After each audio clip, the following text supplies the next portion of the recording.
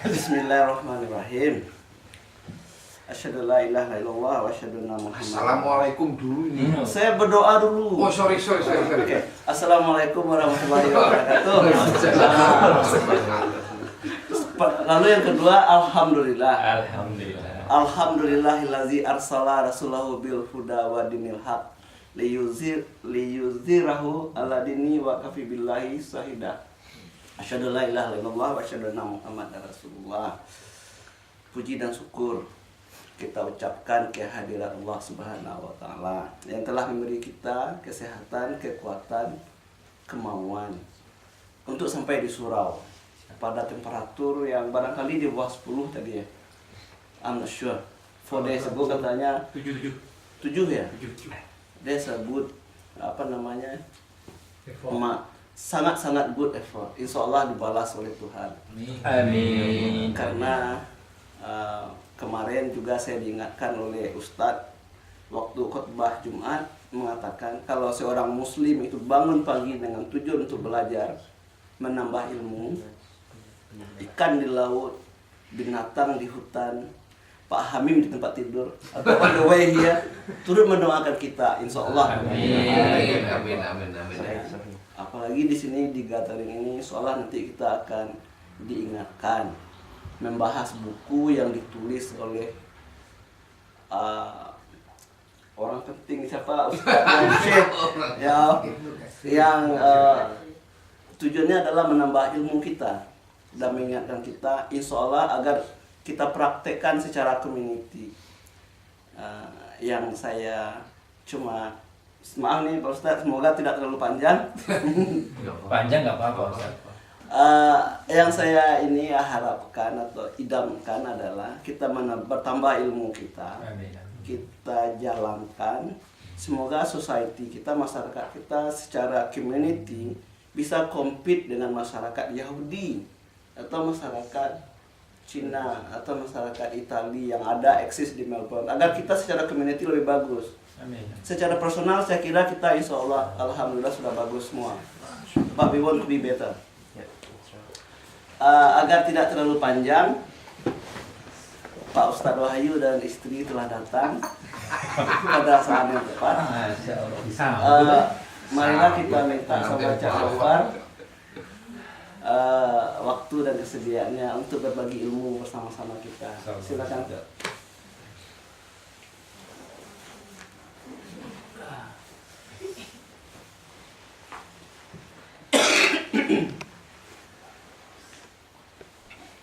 Bismillahirrahmanirrahim. Assalamualaikum warahmatullahi wabarakatuh. Waalaikumsalam.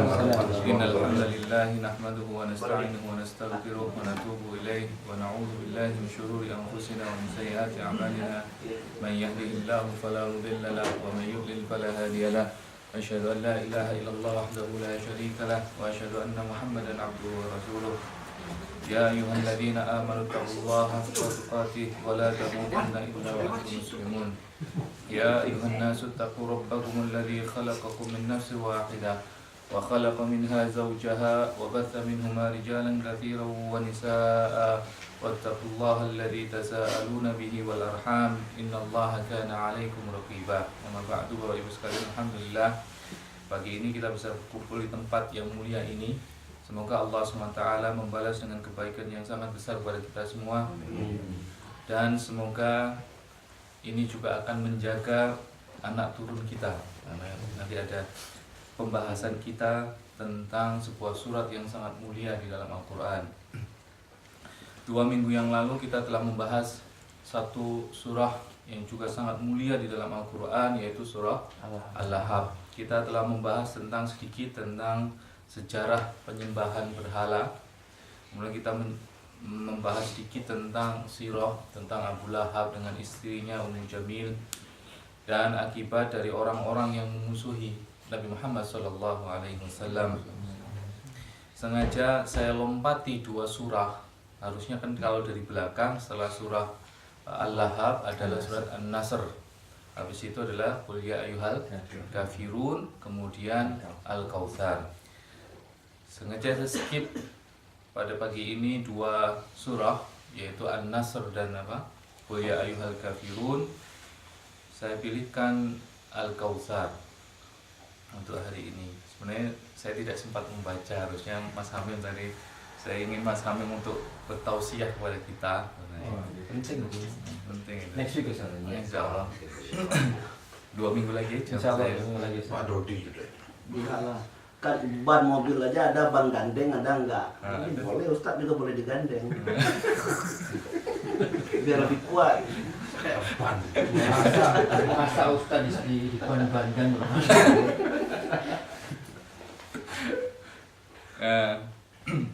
Insya Allah juga nanti saya ambilkan juga saya ingat dari tafsir yang ditulis oleh Syekh Abdul Malik bin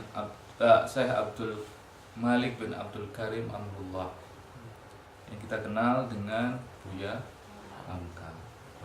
Beliau menulis sebuah tafsir yaitu tafsir Al-Azhar. Ini untuk sekalian kemarin diingatkan agar kita juga memakai kitab-kitab ulama-ulama Nusantara. Ulama-ulama Nusantara. Sudah menua. Ya, Nusantara, sehingga saya kebetulan punya tafsir Al-Azhar, termasuk tafsir yang pertama kali saya beli adalah tafsir Al-Azhar dengan uang saya sendiri. Menariknya itu gitu. Hasil harus meminta juga sebenarnya dari orang tua, tapi hasil ngumpulin uang tafsir Al-Azhar itu. Kita bahas Bismillahirrahmanirrahim. A'tayna kal kautsar fasalli li rabbika wanhar inna syani'aka wal abtar.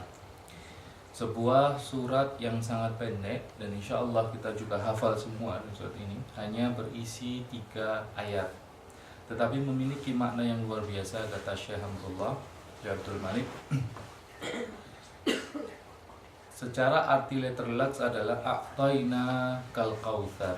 Sesungguhnya kami telah memberikan kepada kamu Al-Kautsar.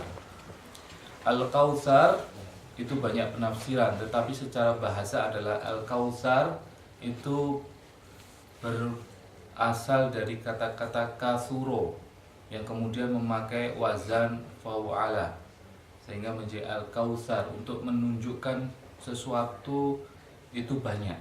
Kautsar, kasuro sendiri banyak, kemudian memakai wazan fa'ala seperti naufal, seperti jawrob dan sebagainya. Itu menunjukkan bahwa sebenarnya maknanya adalah khairun katsirun. Kami telah memberikan kepada Muhammad khairan katsiran, kebaikan yang sangat banyak. Itu makna letterless. Fasalli li rabbika wanhar, maka salatlah untuk Tuhanmu, wanhar, dan berkurbanlah. Sembelihlah hewan kurban. Wanhar itu adalah sembelihan yang dikhususkan untuk unta. Kalau dzabah yazbihu dzibhan itu sembelihan yang bisa digunakan untuk sapi, untuk kambing dan sebagainya. Tapi anhar itu dikhususkan untuk unta. Wanhar maka berkorbanlah atau sembelihlah hewan unta. Nanti kita akan sedikit bahas kenapa disebutkan wanhar, kenapa tidak dzabah. Inna syani'aka huwal abtar, sesungguhnya yang membenci kamu, syani huwal abtar, dialah yang abtar, dia yang adalah yang abtar adalah putus.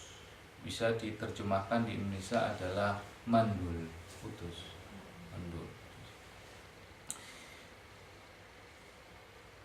Tafsir surah Al-Kautsar dimulai beliau mengatakan wahiyya madaniyah wakila makiyah. Ini menarik. Beliau mengatakan hiya madaniyah. Ini surat adalah madaniyah, termasuk surat-surat yang dikategorikan sebagai surat madaniyah. Tetapi wakila makiyah, tapi dikatakan juga makiyah. Dikatakan juga makiyah. Lah bagaimana ini? Karena memang madaniyah dan makiyah itu ada 2 konsepsi. Konsepsi yang pertama dari para ulama, surat yang disebut Madaniyah adalah surat yang turun di kota Madinah. Sedangkan surat yang Makkiyah adalah surat yang turun di kota Makkah. Konsepsi yang kedua adalah surat-surat Madaniyah adalah surat-surat yang diturunkan setelah Rasulullah SAW hijrah. Jadi dimanapun itu surat turun, asal setelah Rasulullah hijrah maka disebut surat Madaniyah. Sedangkan sebelum Rasulullah SAW hijrah, semua surat yang turun sebelum Rasulullah hijrah 13 tahun, selamanya beliau sebelum hijrah, maka disebut dengan Makkiyah.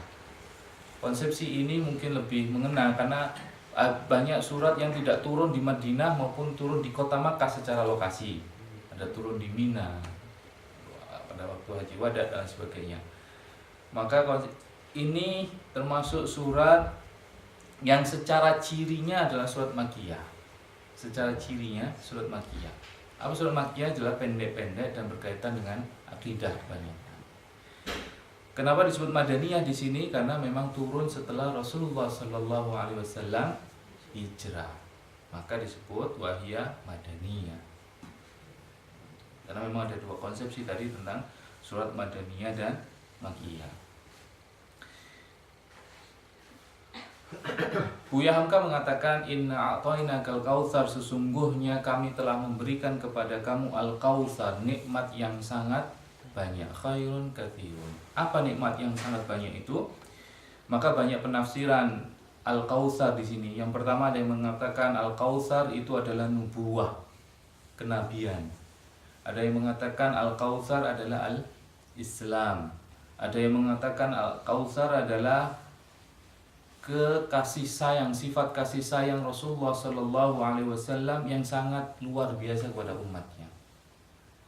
Ada yang mengatakan Al-Kautsar adalah kemudahan dalam syariat Islam, kemudahan dalam syariat yang dibawa oleh Nabi Shallallahu Alaihi Wasallam. Ada yang mengatakan Al-Kautsar adalah Al-Quranul Karim, Al-Quranul Karim. Walhasil kata beliau adalah Al-Kautsar adalah semua nikmat yang Allah berikan kepada Nabi Muhammad Shallallahu Alaihi Wasallam yang tidak bisa dihitung. Karena itu kemudian Buya Hamka mengumpulkan satu ayat yang semua kita hafal untuk menafsiri ini adalah wa in ta'uddu ni'matallahi la tuhsuha. Jika kamu menghitung-hitung nikmat Allah maka tidak akan mampu karena saking banyaknya. Apalagi ini adalah nikmat yang Allah berikan kepada Nabi Muhammad Sallallahu Alaihi Wasallam. Ada yang mengatakan Al-Kautsar itu adalah syafaat. Al-Kautsar dan syafaat.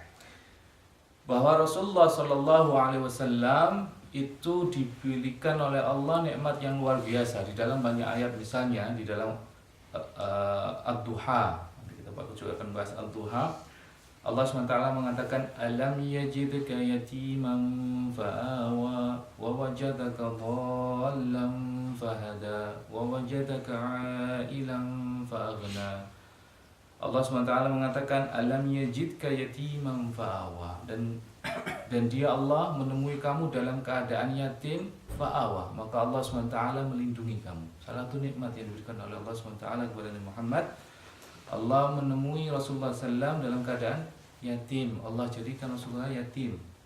Fa'awa, maka Allah SWT melindungi Rasulullah SAW. Alam yajidka yatiman fa'awa wajadaka dhallan fahada. Maka Allah juga menemui kamu Muhammad dalam keadaan bingung, dhallan. Kemudian Allah SWT mengatakan wajadaka dhallan fahada, maka Allah SWT memberikan petunjuk kepada Nabi Muhammad SAW.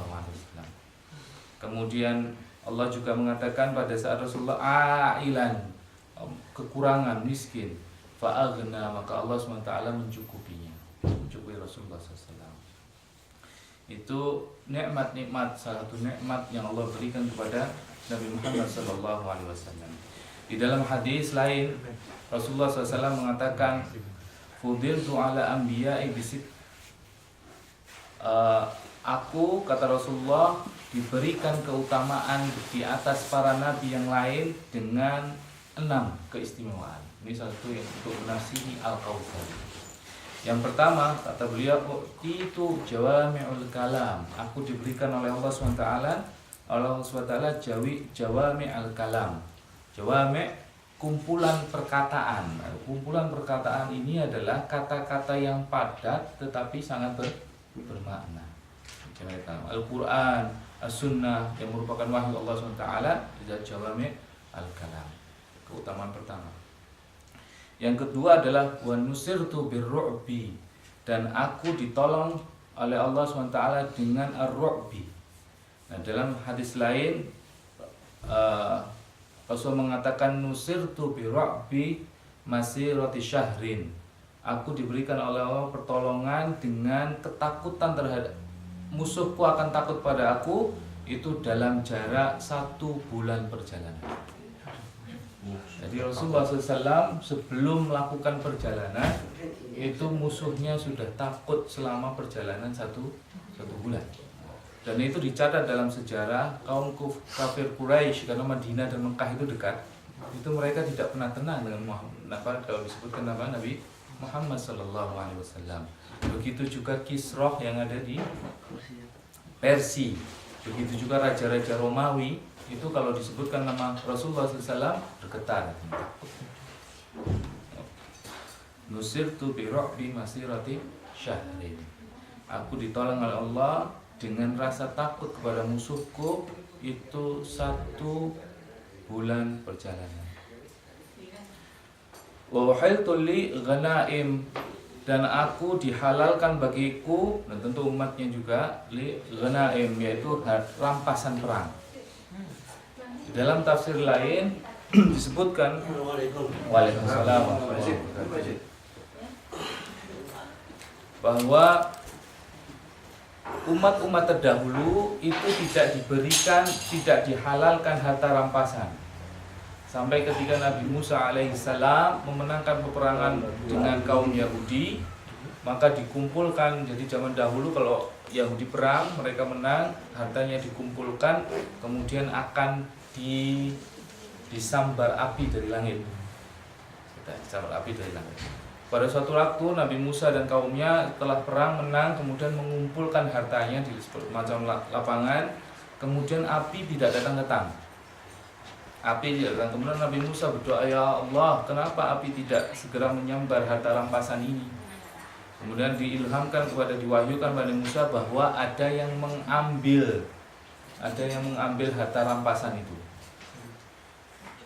Kemudian Nabi Musa menyumpah para kabilah-kabilah dari Yahudi itu agar yang mengambil itu mengeluarkan apa yang dicuri. Kemudian dikeluarkanlah, ada yang mengambil emas sebesar kepala kerbau. Kemudian ditaruh, karena kalau dulu itu kan biasanya menang orang-orang tuh bikin, kerajaan-kerajaan itu bikin apa? Emas dari apa? Kerbau atau apa. Setelah ditaruh kemudian disambar dari langit, maka terbakar semua harta rampasan. Tetapi Rasulullah SAW diberi keistimewaan. Ini salah satunya dari Allah SWT, yaitu dihalalkan bagi Rasulullah SAW dan kaum dan umatnya ghanaim, harta rampasan perang. Wa ju'iltu li al-ardu tuhuran wa masjidan, dan dijadikan padaku itu tanah, bumi itu suci dan sebagai masjid. Umat-umat terdahulu mempunyai tempat-tempat tertentu untuk beribadah, sedangkan kita dimanapun bumi itu dianggap tuhur, suci, maka kita bisa sholat di atasnya, kecuali beberapa tempat yang tidak diperbolehkan kita sholat, yaitu adalah jalan, toilet, kemudian kuburan dan lain sebagainya. Tetapi in principle bahwa bumi itu dijadikan oleh Allah SWT, ini kemudahan syariat. Jadikan bumi itu tuhur, suci, sehingga kita bisa sholat dimanapun. Yang kelima, kata Rasulullah, wa ursiltu ila khalqi kafatan, dan aku diutus bagi seluruh makhluk seluruhnya. Karena itu Rasulullah adalah rahmatan lil alamin, yaitu diutus untuk seluruh kaum, seluruh umat, seluruh zaman sampai akhir kiamat, sampai akhir zaman. Ini tidak diberikan kepada nabi-nabi yang lain. Kalau nabi-nabi yang lain khusus kepada umatnya. Bahkan ketika diutus nabi satu umat, di umat lain pada zaman lain ada syariat yang berbeda. Seperti zaman Nabi Ibrahim yang bersama dengan zaman Nabi Lut, berbeda syariat. Dari Nabi Muhammad SAW, seluruh umat seluruh zaman sampai akhir kiamat harus mengikuti oleh Rasulullah Sallallahu Alaihi Wasallam. Karena Rasulullah diutus untuk seluruh makhluk, seluruh semuanya kafatan.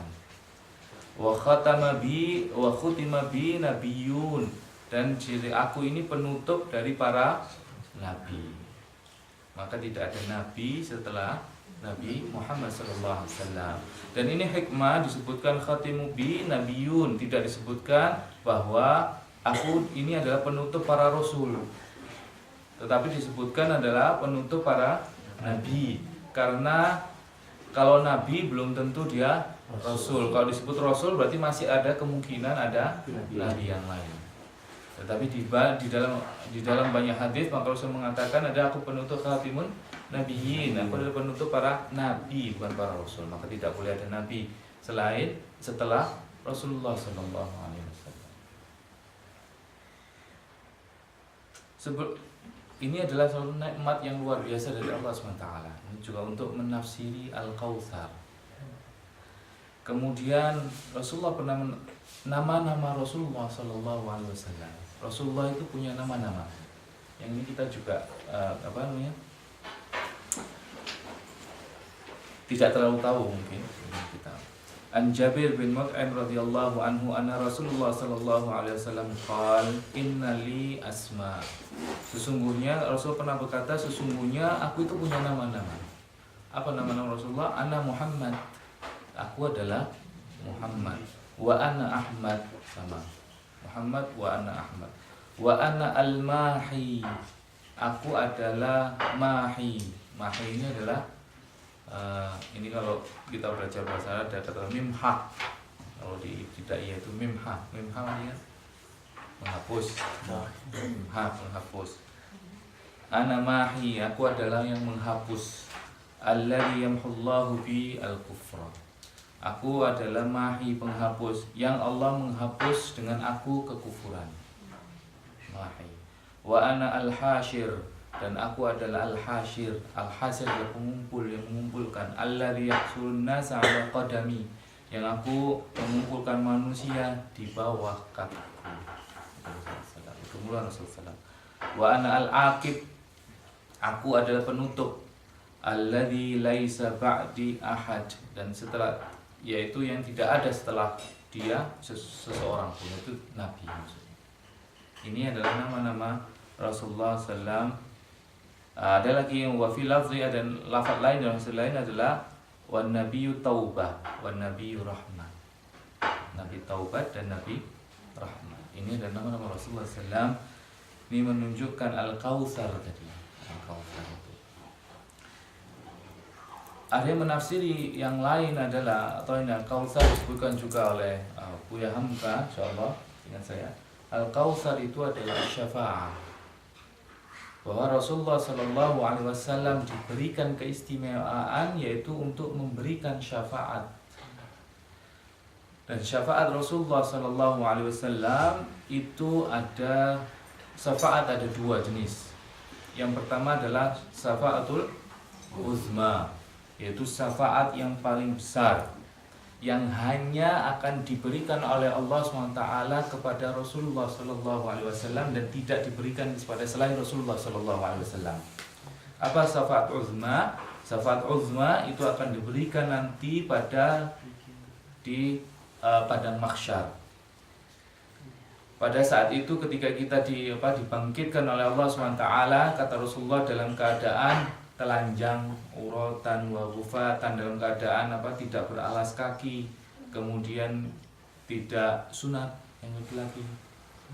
Kemudian matahari didekatkan 1 mil, panas sekali, maka ada yang terbenam dengan keringatnya, ada yang 1 betis sampai betisnya, ada sampai lehernya, tergantung pada amal-amalannya. Kemudian manusia pada waktu itu bingung.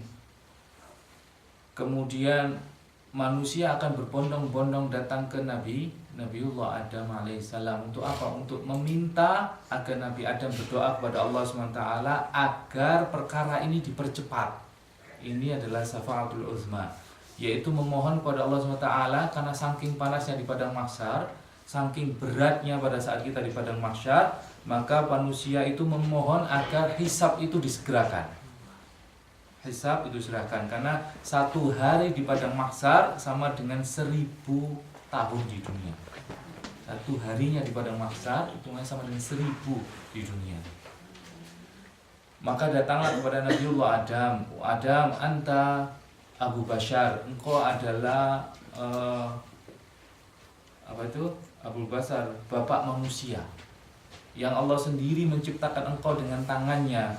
Maka mintalah kepada Allah agar mempercepat perkara ini, menuju hisab ini. Kenapa kata Nabi Adam? Nafsi, nafsi, diriku sendiri. Sesungguhnya aku malu pada Allah SWT, dan aku pernah salah pada Allah SWT, dan Allah tidak pernah marah-marah pada hari ini. Maka datanglah kalian kepada Nabi Nuh alaihissalam.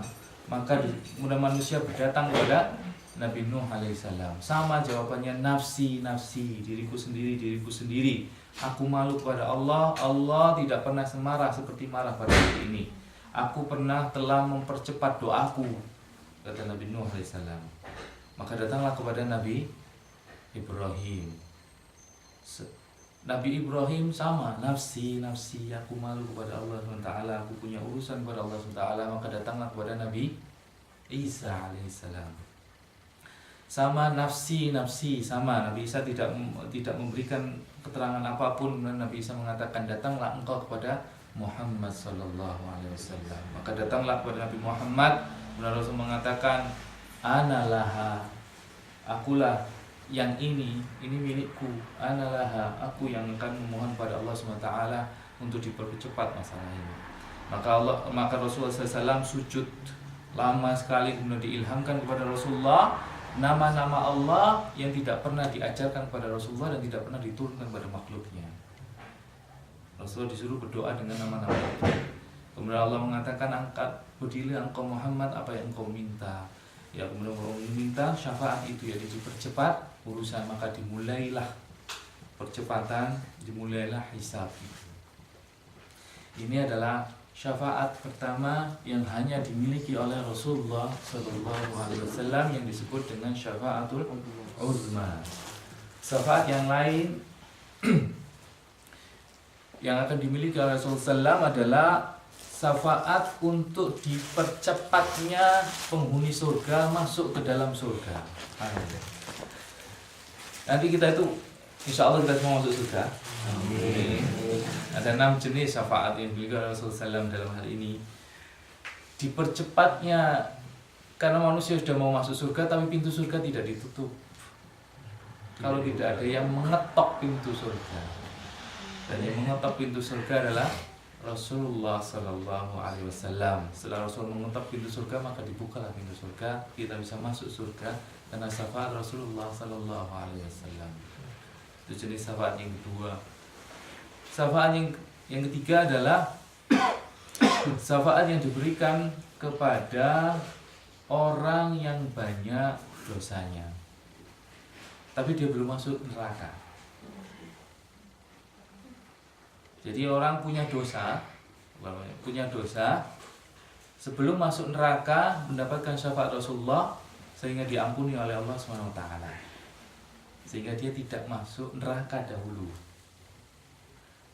sehingga kemudian dia dimasukkan ke dalam surga. Jadi dia belum masuk ke dalam neraka, dia punya dosa, tapi kemudian mendapatkan syafaat. Ini yang memang banyak diingkari oleh sebagian kaum muslimin, syafaat ini. Kenapa? Dengan alasan pertama, orang yang dosa itu pasti harus dicuci dahulu. Nggak mungkin Allah SWT, kok mereka mengatakan kok enak sekali, ini bahasa kasarnya, kok enak sekali orang yang dosa tidak dimasukkan ke dalam neraka dahulu, tidak dicuci, tapi masuk ke dalam surga, kemudian dibela oleh Rasulullah SAW. Karena syafi', nama lain dari pemberi syafaat itu adalah yang membela. Bahasa sendiri, secara bahasa syafaat itu berasal dari syaf'un, artinya adalah dia syaf'un, dia lawan dari al-witr, wasyaf'i wal watr. Oh, genap. Yang disebut dengan syafa', witr adalah ganjil. Karena itu dalam Al-Quran surat apa itu? Wasyaf'i wal watr. Al-Fajr. Al-Fajr ya, Al-Fajr wal Asr wal apa? Dan seterusnya kemudian Allah menjelaskan wasyafi'i wal watar, dan yang genap dan ganjil. Yang disebut syaf'un itu adalah kalau kita menambah dari 1 ke 2 jadi genap, maksudnya itu disebut dengan syaf'an. Secara bahasa sebenarnya syafi' itu adalah genap, menggenapkan sesuatu itu dengan syafaat. Tapi secara istilah yang disebutkan para ulama, syafaat adalah orang yang menjadi perantara manfaat dan mudarat. Orang yang menjadi perantara manfaat dan mudarat. Jadi Rasulullah SAW itu bisa memberikan manfaat pada manusia dan mencegah dan mudarat nanti di akhirat. Apa manfaat yang diberikan oleh Rasulullah SAW atas izin Allah SWT adalah tadi itu, mempercepat di perkara hisab, kemudian mempercepat orang ahli surga untuk masuk surga, dan membela orang yang punya dosa sehingga dia tidak dimasukkan ke dalam neraka tetapi masuk langsung dalam surga. Nah, menurut sebagian ini tidak mungkin orang dosa tidak dihukum dahulu. Pasti dihukum dahulu, masuk neraka, bersih baru diangkat. Lalu mereka setelah memakai dalil akal kemudian dicari ayat-ayat di dalam Al-Quran yang menunjukkan tidak adanya syafaat seperti itu. Contohnya adalah, ini bahayanya kalau kita membaca Al-Quran letter let 1 saja tidak diambil yang lain. Yaitu misalnya adalah ya ayyuhalladzina amanu anfiqu mimma razaqnakum min qabli ayyatiya yaumul la bai'un fihi wala khullatun wala syafa'ah.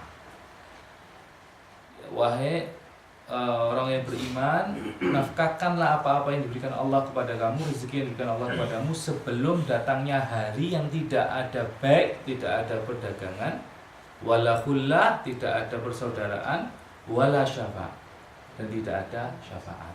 Nah, berarti nggak ada syafaat. Satu. Yang kedua kata mereka, orang yang berdosa ini masih ada. Saya kemarin sampai heran ketika melihat acara ABC. Itu ada wawancara, subhanallah, pemahamannya luar biasa. Kenapa kamu ngebom? Padahal yang kamu bom itu ada perempuan. Apa kata mereka? Karena perempuan itu tempatnya di rumah nggak boleh keluar. Terus kalau keluar boleh dibunuh. Iya, kafir. Subhanallah. Dari mana pemahaman kayak gini? Ini mereka menyamakan antara al-wa'ad dan wa'id. Ini prinsip kita menyamakan al-wa'ad dan wa'id. Wa'ad itu adalah janji Allah, al-wa'id adalah ancaman Allah. Kalau mereka mengatakan al-wa'ad janji Allah, Allah tidak pernah mengingkari janjinya. Maka janji Allah adalah orang yang berdosa maka dihukum. Pasti orang berdosa pasti. Coba apa ayatnya lagi? Masa orang yang berdosa dibela oleh Nabi Muhammad SAW? Apa ayatnya? Ada ayatnya kata mereka ini. Man qatala nafsan muta'ammidan fajaza'uhu jahannam khalidina fiha, kata mereka. Coba kamu lihat di dalam Al-Quran, Allah selalu menyebutkan kalau mereka jahannam pasti khalidina fiha, maka masuk ke dalam neraka selama-lamanya.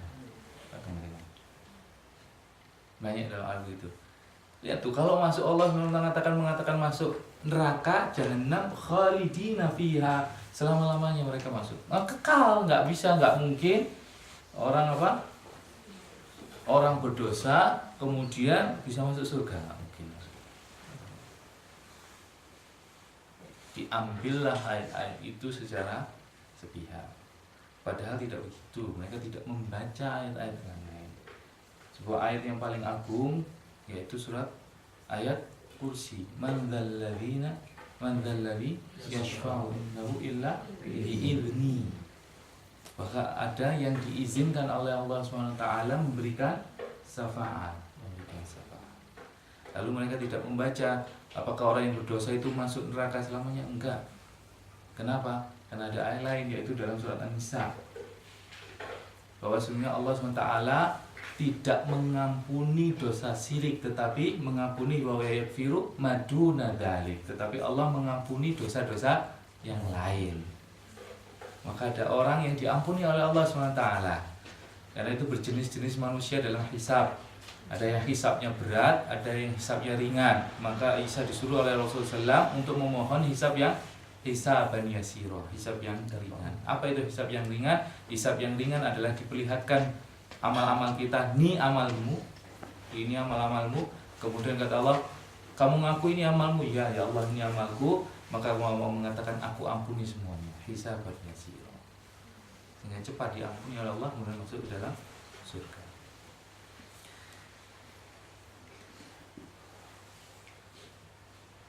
Nah, ini apa namanya? Saya sampai kaget ada pemahaman yang seperti itu. Jadi menganggap kita yang berdosa besar pasti masuk neraka selama-lamanya. Bahkan menurut mereka halal dari Allah. Syafaat yang keberapa tadi? Keempat.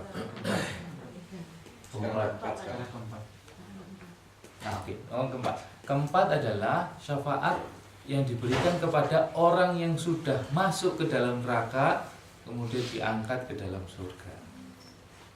Di orang-orang, Abu Hurairah pernah bertanya pada Rasulullah SAW, ya Rasulullah, siapa orang yang paling bergembira dengan syafaatmu? Ini syarat untuk orang mendapat syafaat.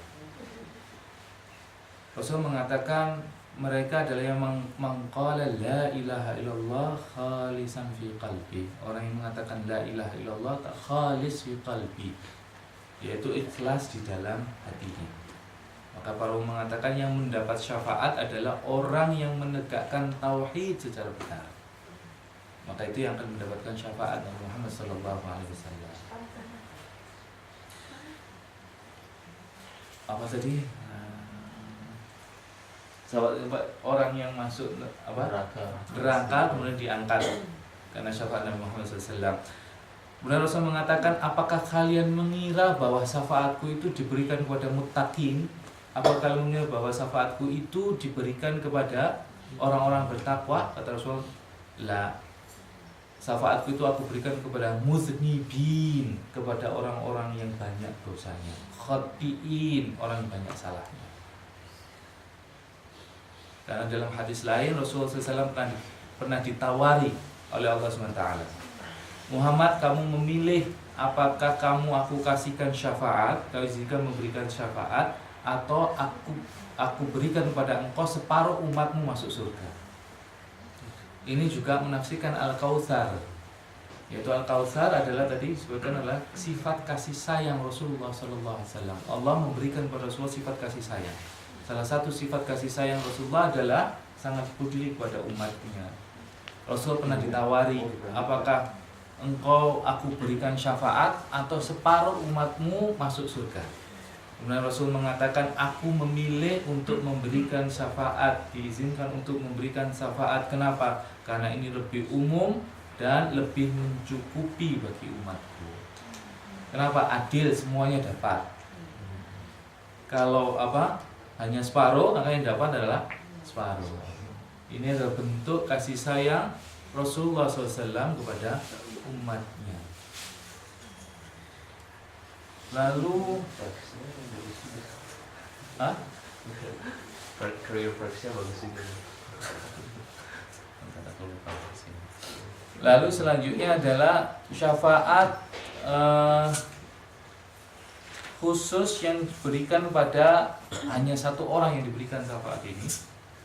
Tadi yang berapa? Sekarang kelima. Syafaat yang kelima yang diberikan Allah Ta'ala kepada Nabi Muhammad SAW adalah syafaat untuk meningkatkan derajat ahli surga. Jadi surga bertingkat-tingkat, maka ada yang tempat rendah, maka ada yang mendapatkan syafaat untuk ditingkatkan derajatnya di surga. Ini adalah syafaat yang kelima. Syafaat yang keenam adalah dikhususkan kepada satu orang. yaitu dikhususkan pada paman beliau, yaitu Abu Thalib, yaitu syafaat agar diringankan siksanya di neraka. Itu syafaat khusus untuk Abu Thalib. Itulah jenis-jenis syafaat yang diberikan Allah SWT kepada Nabi Muhammad SAW. Ini juga untuk menafsiri Al-Kautsar. Sebagian ulama mengatakan Al-Kautsar adalah syafaat. Al-Kautsar adalah syafaat.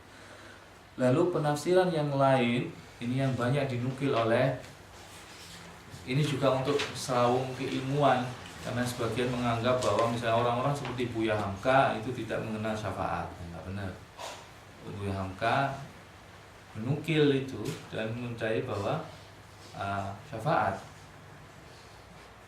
Biasanya kan begitu, kalau di masyarakat kita itu dipakai hitam putih. Kalau Muhammadiyah nggak mengenal syafaat, kalau NU pasti mengenal syafaat. Nggak benar itu. Orang-orang Muhammadiyah juga, karena tanya Mas Halim, tidak ada soal. Jadi perang. Ini perlu kita bahas, karena orang yang tidak tahu ini menjadi apa?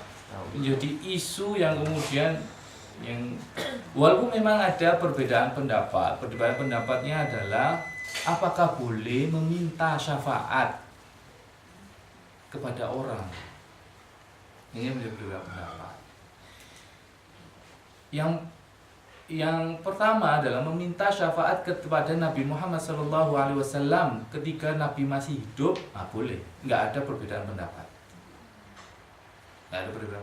Jadi Nabi Muhammad masih hidup, ya Nabi berilah aku syafaat nanti, doakan aku di sisi Allah SWT.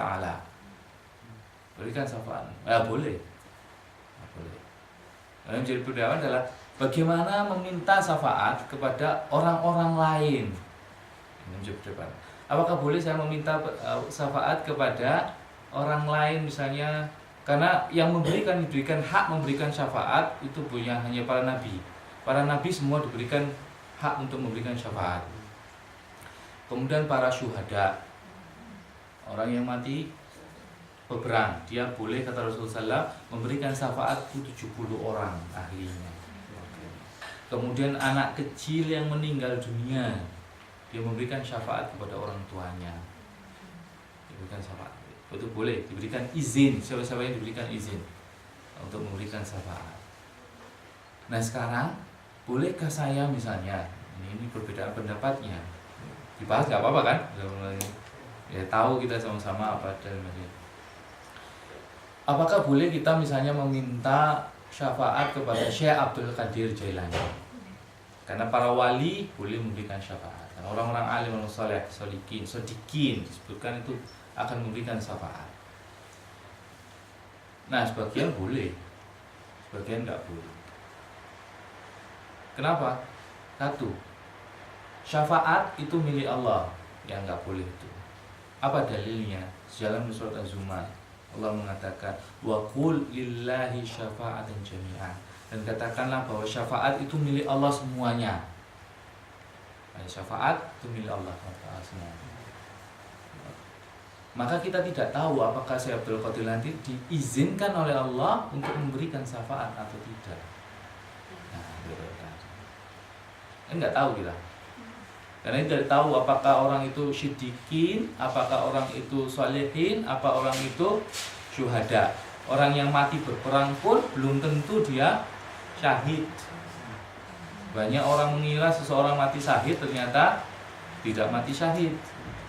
Maka kita tidak bisa meminta kepada orang lain karena kita tidak tahu.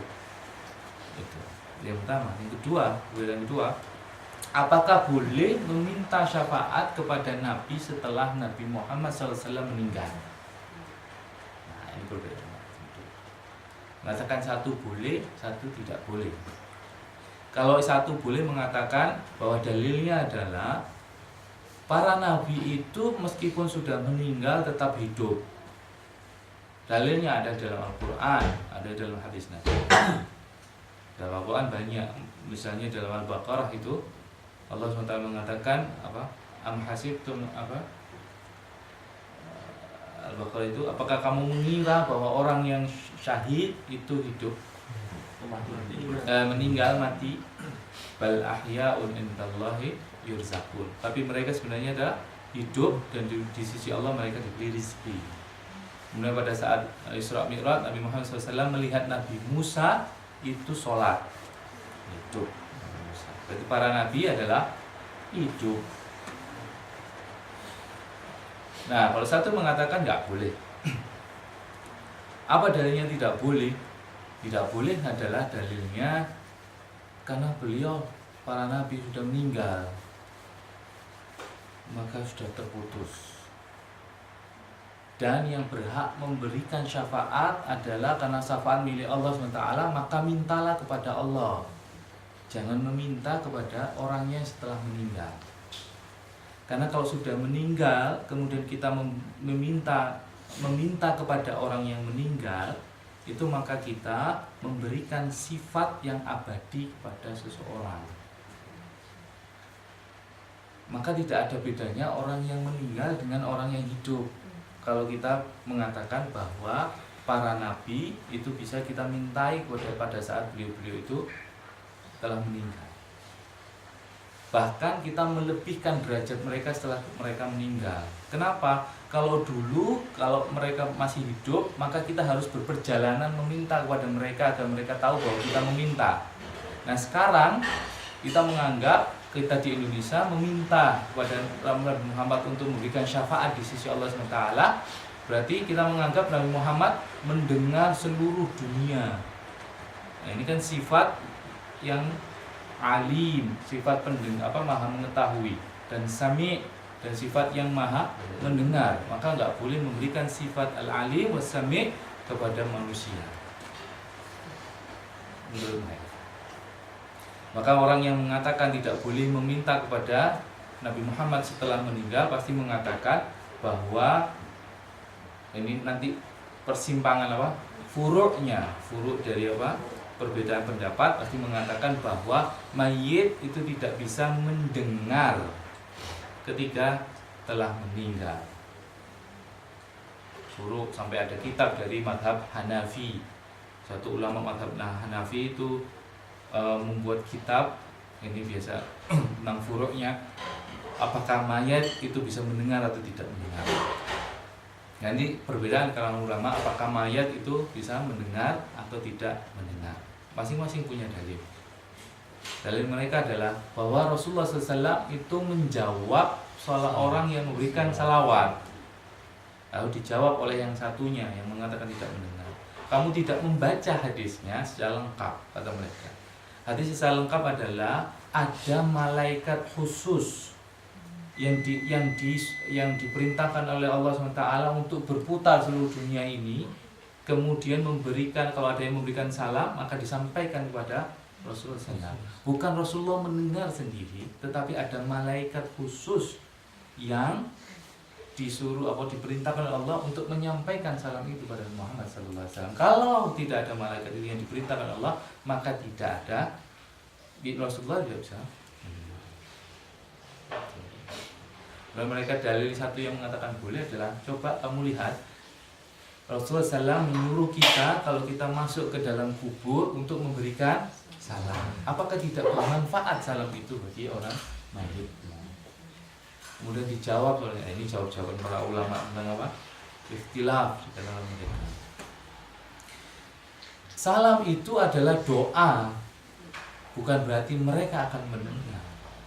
Salam itu adalah doa dan mengingatkan kepada orang yang memberikan salam bahwa kita akan lahikun, akan mengiringi mereka, menyusul mereka dalam kematian itu. Itu adalah ikhtilaf kalangan para ulama. Untuk menafsiri Al-Kautsar furuknya panjang. Lalu Al-Kautsar yang lain yang banyak banyak dikutip oleh Al-Imam Ibnu Katsir, Al-Kautsar itu adalah disebutkan oleh Rasulullah SAW secara khusus. Al-Kautsar itu adalah nahr fil jannah. Itu adalah sungai di surga. Rasulullah SAW pernah An Anas bin Malik, ada sebuah hadis dari Anas bin Malik, aghfa Rasulullah sallallahu alaihi wasallam ighfa'atan. Rasulullah itu pernah aghfa itu tidur tidak nyenyak. Rasulullah SAW itu pernah tidur tidak nyenyak sebentar saja. Farafa'a ra'sahu mubtasiman. Kemudian Rasulullah SAW mengangkat kepalanya, kemudian Rasulullah SAW tersenyum mubtasiman. Kemudian dikatakan lima dhahikta ya Rasulullah, kenapa engkau tertawa ya Rasulullah? Faqala Rasulullah SAW, innahu unzilat alayya anifan surah. Faqara'a bismillahirrahmanirrahim, inna a'tainakal kautsar hatta khatamaha. Qal tadruna mal kautsar? Qalu Allahu wa rasuluhu a'lam. Qala huwa nahrun a'tanihi rabbi azza wa jal fil jannah alaihi khairun kathirun taridu alaihi ummati yawmal qiyamah aniyatuhu adadul kawakib yukhtalaju al-abdu minhum fa'aqulu ya Rab innahu min ummati fayuqalu innaka la tadri ma ahdathu ba'daka. Hadis. Rasul pernah tidur sebentar, kemudian Rasul mengangkat kebangun, kemudian Rasul tersenyum. Kemudian dikatakan Rasul, lima dhahakta ya Rasulullah, kenapa engkau tertawa ya Rasulullah? Rasul mengatakan, telah turun kepadaku sebuah surat. Kemudian Rasul mengatakan, mengucapkan Bismillahirrahmanirrahim, inna a'tainakal kautsar, sampai selesai. Kemudian Rasul bertanya, hal tadruna mal kautsar? Apakah engkau tahu, kalian tahu apa itu al-kautsar? Kemudian para sahabat mengatakan, Allah wa rasuluhu a'lam, sesungguhnya Allah dan Rasulnya lebih mengetahui. Dan Rasul mengatakan, huwa nahrun, dia adalah sungai, a'tanihi rabbi, yang diberikan Allah kepadaku fil jannah, di surga. Alaihi khairun kathirun, di sungai itu banyak sekali khairun kathirun, kebaikan yang banyak. Taridu alaihi ummati yaumal qiyamah, maka umatku akan mendatangi sungai itu pada hari kiamat. Aniyatuhu adadul kawakib, apa tuh, bejana-bejananya itu sebanyak kawakib, sebanyak bintang-bintang. Yukhtalajul abdu minhum, maka ada hamba yang diusir, yang digoyang. Yukhtalaju artinya digoyang, maksudnya diusir darinya. Fa'aqul ya Rabb, maka aku katakan ya Rabb innahum min ummati, ya Rabb, sesungguhnya Tuhanku itu adalah bagian dari umatku. Kemudian dikatakan fayuqalu innaka, Allah mengatakan innaka la tadri ma ahdatsu ba'daka, sesungguhnya engkau tidak mengetahui apa yang mereka buat-buat setelah engkau meninggal. Innaka la tadri ma ahdatsu ba'daka, sesungguhnya engkau tidak mengetahui apa-apa yang mereka buat-buat setelah engkau meninggal. Nah, ini khusus, ini adalah kenikmatan yang banyak, yang khusus yang diberikan kepada Allah berupa nahar. Lalu kita pernah mendengar ada haud Rasulullah SAW, telaga Rasulullah. Apa bedanya? Karena banyak yang mengatakan al-kautsar adalah telaganya Rasulullah SAW, haud Rasulullah SAW. Maka ini dijamak, dikumpulkan riwayat-riwayatnya. Kita hanya menerima setelah selesai diteliti oleh para ulama. Inilah enaknya ada ulama ini. Kalau enggak, siapa yang tahu? Nah, ini jadi Al-Kautsar itu kata Rasulullah adalah sungai. Sungai di mana? Di surga, yang panjangnya itu dalam hadis banyak riwayat.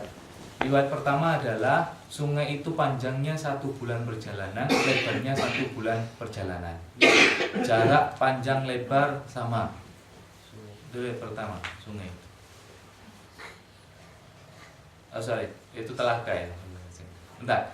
Sungainya itu di surga, alaihi khairun kathirun, di dalamnya ada kebaikan yang banyak. Kebaikan yang banyak itu apa? Rasulullah SAW melihat airnya itu mengalir di atas mutiara.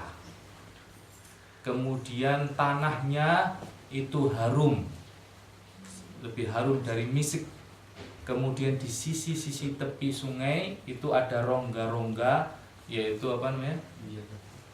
Rongga, bukan kayak kemah-kemah, khiyam fil lu'lu', khiyam kemah-kemah yang berongga dari mutiara, dari mutiara. Kemudian akan didatangi oleh zujur tairun a'natihi kazujur. Didatangi oleh burung-burung yang lehernya seperti onta. Kemudian Umar bin Khattab pernah mengatakan, ya Rasulullah, kalau begitu lana amah ya Rasulullah, kalau begitu nikmat sekali itu pasti burung ya Rasulullah. Kemudian Rasul mengatakan, akuluha, aku akan memakannya, ana umuha, dan aku akan menikmati. Yang sangat lezat ya Umar bin Khattab. Tentang apa? Sungai itu. Nah, sungai itu digambarkan Rasulullah SAW nanti punya 2 talang, punya 2 aliran air. Yang satu aliran airnya itu talangnya itu dari emas, disebutkan oleh Imam Katsir, yashkhabu fihi mizaban minas sama'in nahr an-nahril kautsar. Jadi sungai itu nanti punya talang ke bawah, satu dari emas, satu dari perak. Sungainya ada di surga, talangnya itu memberikan air ke telaganya Rasulullah SAW. Jadi telaga itu ada di padang mahsyar. Ketika para manusia itu haus sekali, karena matahari tadi disebutkan 1 mil, maka haus, maka manusia mencari air. Setiap nabi akan punya haud. Setiap nabi akan punya telaga. Nah, telaganya Rasulullah SAW adalah telaga yang paling besar. Nah, telaga paling besar di haudnya Rasulullah SAW, haudnya disebut al-haud kautsar juga. Itu ada saluran air yang berasal dari sungai. Sungainya adalah sungai Al-Kautsar yang sungainya ada di surga itu. Ada 2 talangnya untuk mengalirkan air dari sungai di surga itu ke haudnya Rasulullah SAW. Dari emas dan dari perak. Maka telaganya Rasulullah airnya adalah dari sungai Al-Kautsar itu, yang katanya, kata Rasulullah SAW, airnya lebih putih minal laban, bayadhan minal laban, lebih putih dari laban, dari susu, laban itu susu, dan rasanya lebih manis daripada madu. Dan siapa yang meminumnya 1 teguk saja, syurbatan saja, man syariba syurbatan, siapa yang meminum 1 teguk saja, maka dia tidak akan merasa haus selamanya. Maka ketika matahari nanti didekatkan pada kita, semuanya banjir dengan apa? Peluh, maka mencari air, maka semua umat akan mencari air kepada nabi-nabi mereka. Dan kita akan mencari air ke telaga haud Al-Kautsarnya Rasulullah SAW. Kemudian Rasulullah itu kata Rasulullah, aku itu seperti menggiring aku akan datang ya umatku, datanglah, orang kehausan datanglah, maka menyerbu, kita nanti menyerbu pada haudnya Rasulullah SAW. Rasulullah memanggil, lalu ditanya, ya Rasulullah, bagaimana engkau bisa tahu bahwa itu adalah umatmu? Beliau mengatakan, ghurfatul muhajjalin, mereka itu adalah mukanya putih, tangan dan kakinya putih. Aku mengetahui mereka itu dari cirinya keputihan muka, tangan dan kaki mereka. Ghurfatul muhajjalin, karena wudu mereka. Jadi sholat kita itu nanti yang akan indikator Rasulullah tahu itu umatnya, maka dipanggil oleh Rasulullah. Kemudian kita menyebut telaga Rasulullah, tapi ingat ada umat-umat dari kaum Rasulullah yang diusir oleh malaikat. Mereka putih, ghurfatul muhajjalin, putih, sholat, tetapi diusir oleh para malaikat. Kemudian Rasulullah protes, ya Rabb, innahu min ummati, ya Tuhanku, itu adalah bagian dari ummati. Kemudian dikatakan fayuqalu innaka la tadri ma ahdatsu ba'daka. Engkau tidak mengetahui apa yang telah mereka rubah dalam agamamu, apa yang mereka baru-barui dalam agamamu. Kemudian itu Rasul mengatakan, tidaklah beruntung orang yang merubah-rubah agamaku setelah aku meninggal. Ya, terputus dari Al-Kautsar yang haud Rasulullah SAW. Itu untuk apa? Itu penjelasan para ulama tentang apa haud Kautsar dengan Nahar Al-Kautsar. Ini juga untuk menafsiri Al-Kautsar itu. Dan itu tidak bertentangan. Kalau Al-Kautsar tadi mengatakan adalah nikmat yang banyak diberikan Allah kepada Rasulullah SAW banyak. Tadi ada syafaat, kemudian ada nubuwah, kenabian, ada apa? Kemudahan dalam syariatnya, kemudian umat yang banyak, sahabat yang banyak. Kemudian adalah secara khusus Al-Kautsar adalah sungai yang diberikan oleh Allah SWT kepada Nabi Muhammad yang nanti airnya sampai kepada telaga Rasulullah SAW, yaitu haud Rasulullah SAW. Itu untuk menafsiri Al-Kautsar. Maka ayat selanjutnya disebutkan fasalli lirabbika wanhar. Oleh karena itu sholatlah kepada Tuhanmu wanhar, dan sembelihlah onta, sembelihlah kurban itu. Satu, kata para ulama, itu menunjukkan bahwa kalau kita diberikan nikmat yang banyak, maka kita wajib bersyukur. Dan salah satu cara bersyukur kita atas nikmat yang luar biasa adalah dengan sholat, memperbanyak sholat dan berkorban. Yang kedua, kata para ulama mengatakan korban dan sholat itu adalah bentuk ibadah. Maka tidak boleh korban dan sholat untuk selain Allah Subhanahu wa Ta'ala. Karena ada orang yang berkorban untuk selain Allah SWT. Jadi di Indonesia banyak korban atas nama Nyai Roro Kidul, korban atas nama supaya Pindo berhenti.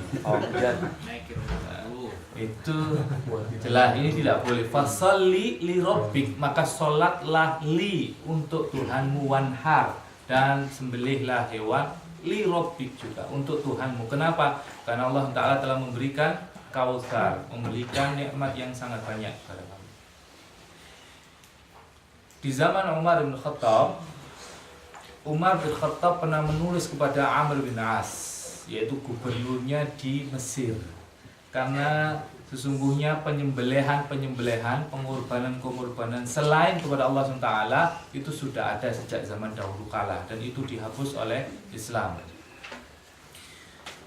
Kegiatan orang Mesir itu adalah memberikan sajen kepada Nil setiap tahun. Sungai Nil. Kemudian Amr bin As, ini sahabat Nabi, padahal sahabat Nabi. Amr bin As kan jadikan gubernur. Ya, zaman Abu Bakar insyaallah dia diangkat. Zaman Umar.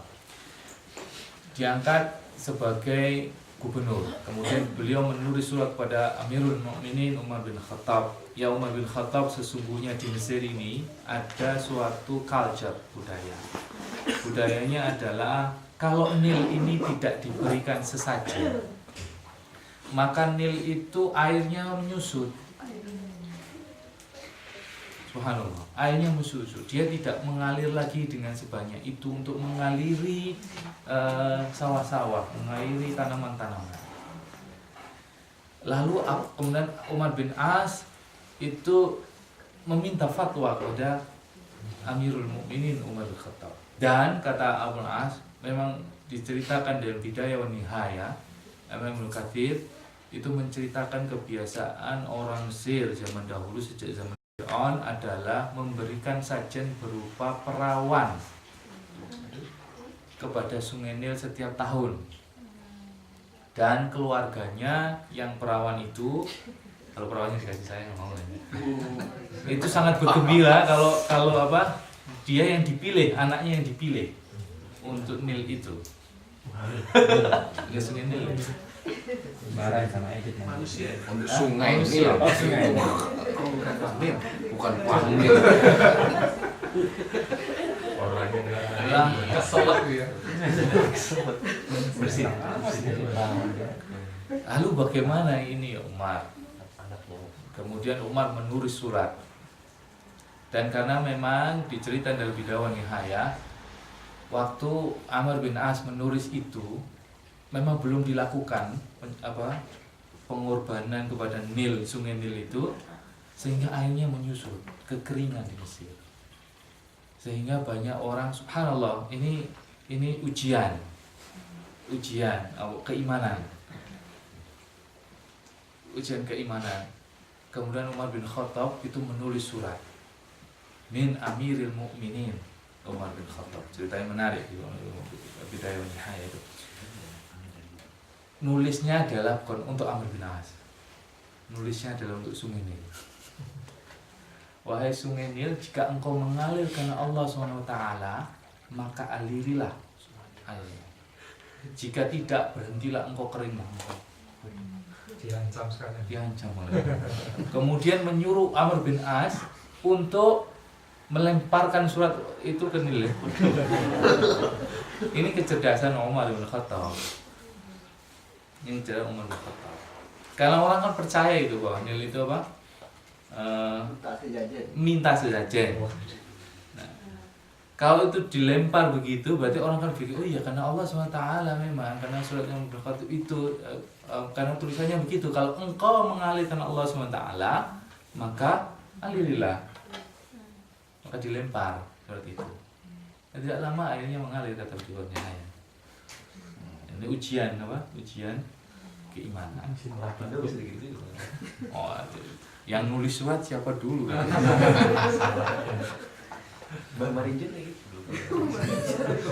Maka tidak boleh. Maka kita tidak boleh. Ini penting, tidak boleh memberikan sesajen apapun kepada selain, terutama sembelihan. Tidak boleh sembelihan apapun kepada selain Allah SWT dengan alasan apapun. Misalnya biasa rumah itu atau harus ditanam kepala kerbau. Inilah yang menurut saya adalah bentuk-bentuk kesyirikan. Inilah bentuk-bentuk kesyirikan.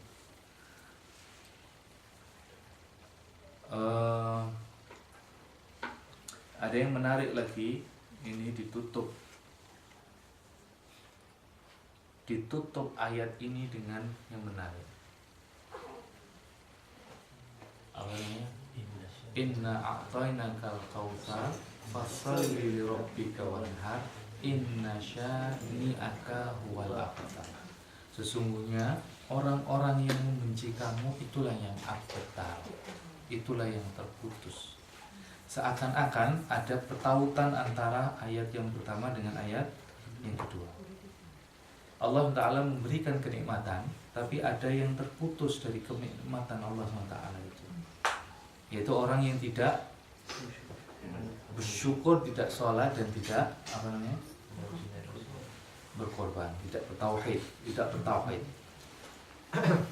Tapi yang menarik, sebenarnya ayat ini turun untuk siapa? Sesungguhnya pembenci kamu itulah yang abtar, itulah yang terputus. Ada beberapa riwayat. Pertama mengatakan ayat ini turun kepada As bin Wa'il. Ada yang mengatakan kenapa ayat ini turun pada As bin Wa'il. As bin Wa'il adalah salah satu dari kafir Quraisy pada saat itu. Karena As bin Wa'il itu pernah mengatakan begini, da'hu fa innahu rajulun abtar la aqbalah fa idza halaka in qata'a dzakaruhu fa anzalallahu surah inna a'tainakal kautsar. Hampir sama riwayatnya bahwa ini sesungguhnya turun kepada Abu Lahab lagi. Turun kepada Abu Lahab lagi. Yaitu ketika Qasim meninggal dunia. Qasim, Rasulullah SAW itu selama di Mekah itu punya anak. Perempuannya 4, laki-lakinya 3. 4 itu adalah siapa? Zainab, Ruqayyah, Ummu Kulthum dan Fatimah. Semua dari Khadijah, ibunda Khadijah. Lalu Rasulullah punya anak 3 laki-laki, yaitu Abdullah, Qasim dan Tahir. Semuanya mati dalam kanak-kanak kecil. Mati yang laki-laki, kecuali 4 perempuan hidup. Nanti di Madinah Rasulullah SAW diberikan oleh Allah SWT juga anak laki-laki, yaitu Ibrahim dari Maria Al-Qibtiyah, tetapi meninggal juga dalam keadaan kanak-kanak yang laki-laki. Maka ketika Qasim meninggal, diriwayatkan Wa'il ataupun Abu Lahab itu bergembira dan mengatakan, dakhu, biarkan dia itu, fa innahu rajulun abtar la ababalah, biarkan dia itu, Muhammad itu gak usah dihawil bahasanya itu. Oh iya, biarkan saja Muhammad itu rajulun abtar, orang yang terputus anak turunnya, la aqabalah, tidak ada yang mengikutinya lagi. Dia mengatakan fa idza halaka in qata'a dzakarahu, malah kalau dia sudah meninggal, bahasanya meninggalnya halaka, kurang halaka, kalau dia sudah binasa maka terputus namanya dzakarahu, dan terputus anak laki, karena laki-laki, karena orang Arab itu mengagungkan sekali anak laki-laki. Kenapa? Karena anak laki-laki itu yang meneruskan namanya. Zakar, penyebutannya. Zakar, penyebutan namanya. Jadi kalau orang Arab itu biasa belakangnya ada family name kan, sama lah kayak orang apa? Batak, sama orang kayak apa? Manado, orang Ambon. Dan itu diwarisi oleh anak laki-laki. Nggak mungkin anak perempuannya masih mewarisi nama apa? Nama fam bapaknya, tapi anak dari perempuan itu tidak lagi mewarisi fam bapaknya. Maka dibanggakan sekali karena itu namanya akan disebut-sebut terus. Disebut-sebut terus. Kalau misalnya famnya adalah Syekh Abu Bakar, nah itu kalau anaknya laki maka terus-terusnya Syekh Abu Bakar terus. Alatas semua kecil orang Arab. Maka penyebutan nama itu penting bagi mereka. Anak-anak itu penting bagi mereka. Anak laki itu penting sekali. Laki-laki itu penting sekali. Maka ketika Islam turun, maka kebanggaan kepada anak laki-laki dan ketidaksenangan kepada anak perempuan itu dihapus oleh Islam. Ada tradisi kemanten di kaum orang Arab, pesta apa? Perkawinan. Kalau kawin itu orang yang datang itu memberikan selamat dan memberikan doa. Doanya adalah semoga engkau memiliki anak laki-laki.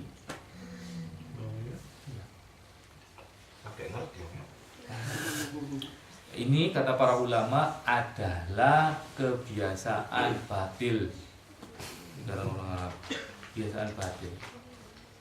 Tidak boleh membanggakan lebih anak laki-laki dari anak perempuan, karena sama. Laki-laki dan perempuan. Ini jarang dikemukakan itu di kitab-kitabnya para ulama, silahkan dicek. Itu kebiasaan batil. Itu adalah culture yang tidak ada, laisa minal Islam, bukan di dalam Islam. Karena sama anak laki-laki dengan perempuan itu. Ini dalam Islam. Nah, ini menarik. Ini karena Rasulullah dianggap dianggap tidak punya anak laki-laki, maka penyebutannya itu terputus. Penyebutannya terputus. Maka bergembiralah Abu Lahab dan si Wa'il ini. Maka Allah SWT mengatakan inna syani'aka huwal abtar. Sesungguhnya yang membenci kamu itulah yang terputus. Maka kita lihat sekarang. Yang membenci Rasulullah dari kaum kafir Quraisy itu semuanya terputus penyebutannya kecuali nama-nama jeleknya. Abu Lahab, Abu Jahal. Tetapi nama Rasulullah SAW ini juga hiburan pada Rasulullah SAW dan janji Allah kepada Rasulullah SAW. Tetapi Rasulullah SAW namanya tetap malah disebut mungkin nama yang paling banyak dipakai oleh manusia itu Muhammad dan Ahmad dengan segala variasinya. Muhammad Amin, Muhammad Abdu, Muhammad Karim, Muhammad Ahmad, Muhammad penyebutan. Tapi coba siapa yang namanya Abdul Uzza? Siapa yang namanya Abu Lahab? Apa yang namanya Abu Jahal? Gak ada. Para ulama. Ini adalah bukti Allah SWT memberikan hiburan pada Rasulullah. Bahwa orang kamu gak terputus, kamu gak akan abtar. Tetapi mereka lah yang terputus. Terputus apa penyebutannya? Terputus apa? Terputus pada rahmat Allah SWT. Udah gak ada lagi namanya Abu Jahal, gak ada lagi namanya Abu Lahab. Yang menarik juga Buya Hamka mengatakan, lihat buktinya. Buktinya meskipun anak keturunan Rasulullah itu dari putri, tetapi anak keturunan Rasulullah itu masih ada sampai 14 abad. Dan kebanyakan mereka ada yang jadi ulama, ada yang menjadi penguasa-penguasa di negeri-negeri besar. Meskipun dari anak perempuan. Lalu mana anak-anak turunan kaum kafir Quraisy itu? Udah penyebutannya tidak pernah disebut lagi, anak-anaknya yang itu nggak bisa jadi apa-apa. Padahal ini anak dari perempuan. Siapa? Hasan bin Ali radhiyallahu anhuma menjadi khalifah ke-5. Kemudian ada ulama yang sangat besar dalam sejarah yang juga dari ahli bait Rasulullah SAW, yaitu Al-Imamuna Syafi'i rahimahullah. Lalu banyak mereka, turunan-turunan mereka juga menjadi raja-raja termasuk di Nusantara, yaitu Raja Pontianak. Raja Pontianak itu Al-Gadri, itu turunan dari Hasan bin Ali. Banyak sekali yang menjadi raja dari mereka itu. Ini adalah bukti. Kemudian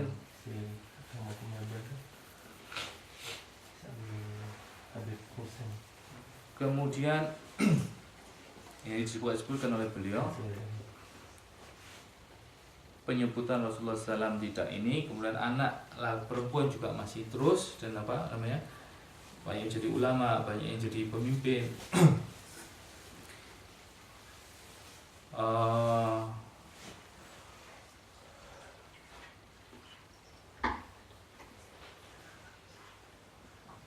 Sama. Lalu menarik ini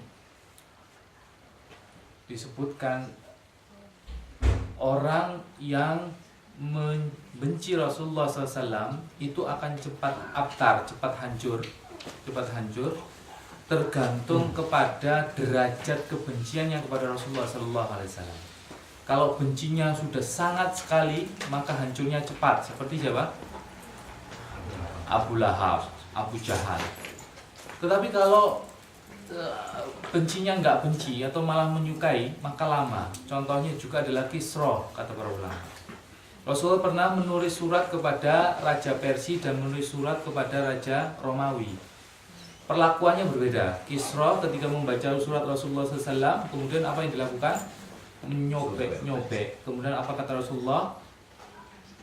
Allah SWT, semoga Allah Ta'ala menyobek-nyobek kerajaannya Kisra. Maka tidak lama kemudian Kisra dibunuh oleh anaknya dalam Bidayah wa Nihayah. Kemudian kerajaan Persia dalam waktu beberapa puluh tahun hancur, yaitu dikuasai oleh Umar bin Khattab radhiyallahu anhu. Tetapi beda dengan Raja Romawi. Raja Romawi ketika membaca Rasulullah, apa yang dilakukan? Memuji Rasulullah, memberikan hadiah kepada Rasulullah. Maka Konstantinopel itu adalah satu kerajaan yang paling lama di dunia. Betul kan? Dia baru bisa dikuasai oleh Sultan Al-Fatih sekitar 1500 1.500-an tahun Masehi, ribuan tahun kekuasaannya. Maka para ulama, siapapun yang membenci Rasulullah SAW akan tergantung kepada derajat kebencian kehancurannya. Kalau kebenciannya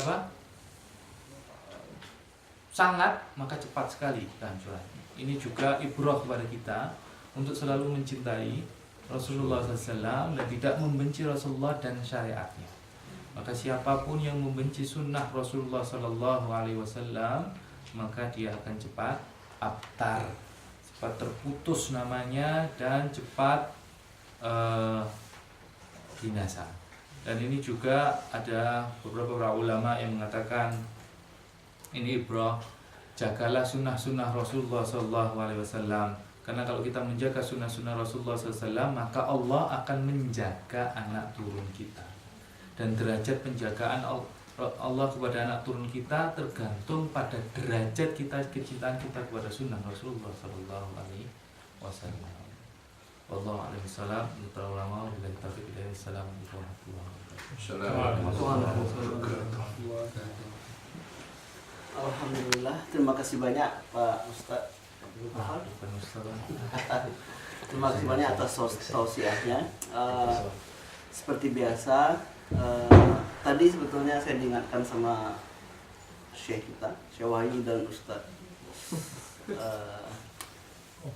Cak Gas. Time's running out katanya. Tapi betul, saya sengajakan biar molor sedikit karena kalau sesuatu yang sangat menarik itu saya merasa kehilangan kalau diputus. But anyway, we have to stop unfortunately, and then we have to wait for another 2 more weeks. Tapi sebelum kita tutup, marilah kita buka session tanya jawab. Kalau saya sih tidak hanya tanya jawab, curhat juga boleh. Silakan, waktu dan tempat kita persilakan. Bagaimana Cak Lukas? Monggo silakan Ustaz. Ada pertanyaan? Komen? Katanya tadi ada curhat. Iya, silakan, kalau ada yang mau curhat boleh juga. Ya, silakan. Ya. Pagi-pagi curhat. Mau tanya mengenai syafaat tadi Ustaz. Itu hanya untuk pada saat mereka ke Nabi Adam, mulai dari Adam itu untuk semua manusia atau hanya untuk umat Rasulullah SAW? Kemudian mengenai yang tadi bahwa Rasulullah mengetuk pintu surga itu, saya pernah ada hadis yang menyatakan bahwa dia pernah mendengar terompahnya Bilal itu berjalan di surga. Artinya apakah itu hanya kiasan atau memang sebenarnya Bilal itu sudah mendahului Rasulullah masuk surga itu? Mungkin itu aja saya. Yang pertama adalah apakah syafaat yang uzma itu hanya untuk umat Rasulullah SAW? Tidak. Karena namanya syafaat uzma, syafaat besar. Karena yang diminta tadi kan Nabi Adam, kemudian Nabi Nuh, semua Nabi ulul azmi plus Nabi Adam yang diminta. Karena itu syafaat Rasulullah SAW itu juga untuk umat-umat terdahulu itu berarti. Karena syafaatnya adalah untuk mempercepat hisab. Karena umat-umat Islam terdahulu, umatnya Nabi Nuh yang Muslim juga dihisab, umatnya Nabi Isa Hawariyun dihisab, umat-umatnya yang dihisab. Dan itu mereka karena perkaranya besar, kesulitan sekali pada mahsyar, maka Rasulullah SAW diberikan syafaat untuk mempercepat hisabnya itu. Maka syafaat itu untuk seluruh umat yang uzma. Tetapi yang sughra, ini para nabi itu untuk khusus untuk umat-umatnya sendiri. Termasuk para nabi, karena para nabi itu diberikan syafaat untuk memberikan syafaat untuk umatnya. Itu kalau dalam bahasa orang Malaysia itu Rasulullah berkongsi dengan orang-orang lain, para nabi-nabi dan rasul-rasul lain untuk memberikan syafaat, berkongsi bahasanya. Dalam kitab namanya kalau diterjemahkan berkongsi, dan berkongsi, kerjasama. Kemudian tentang hadis terompah Bilal. Yang pertama adalah Rasulullah SAW mengumumkakan itu ketika Bilal masih hidup. Bilal belum meninggal. Bilal belum masuk surga. Berarti itu Isra Mi'raj mungkin. Hah? Dalam Isra Mi'raj itu mungkin apa? Enggak. Rasulullah mengetahui apa?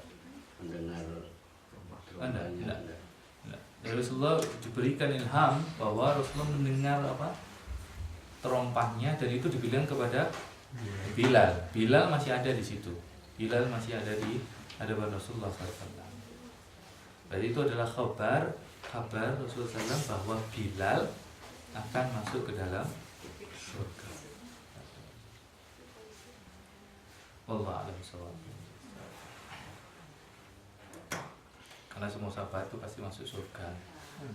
Tapi kemuliaan para sahabat itu berbeda-beda. Ada sahabat yang paling mulia yang disebutkan yaitu Khulafaur Rasyidin. Habis itu adalah sahabat perang Badar. Habis itu adalah sahabat yang berbai'ah di Bai'ah Syajaratul Ridwan. Itu adalah sahabat-sahabat. Kemudian baru derajatnya sahabat-sahabat yang lain.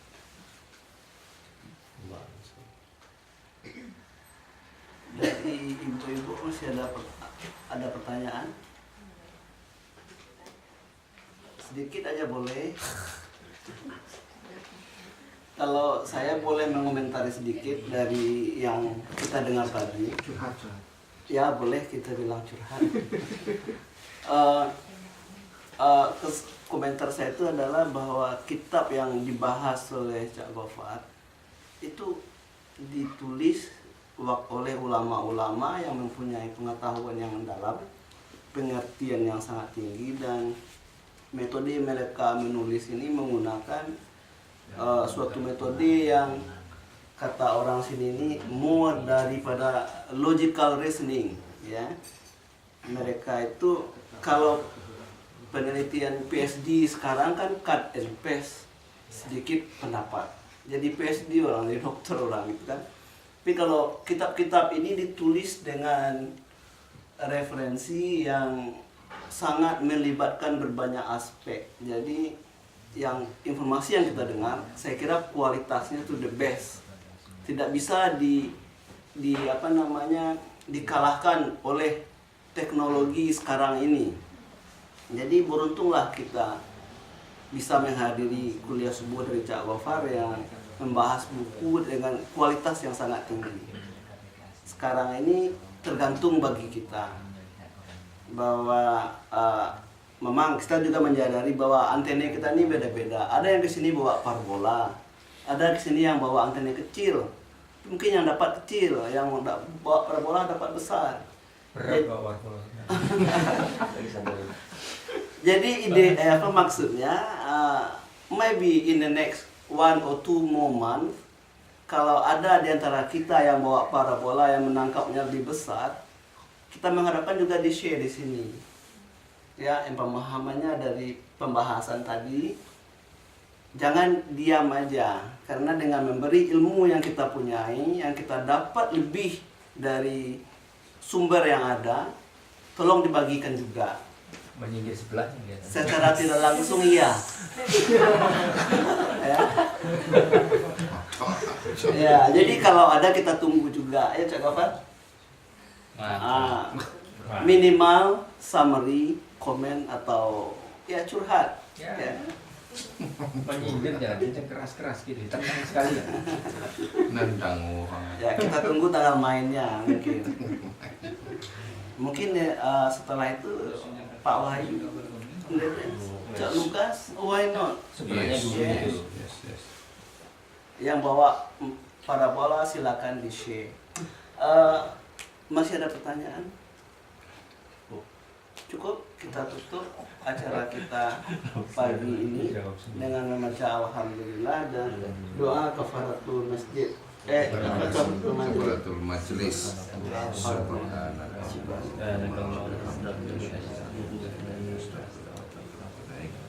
Jazakallah khair Ustaz.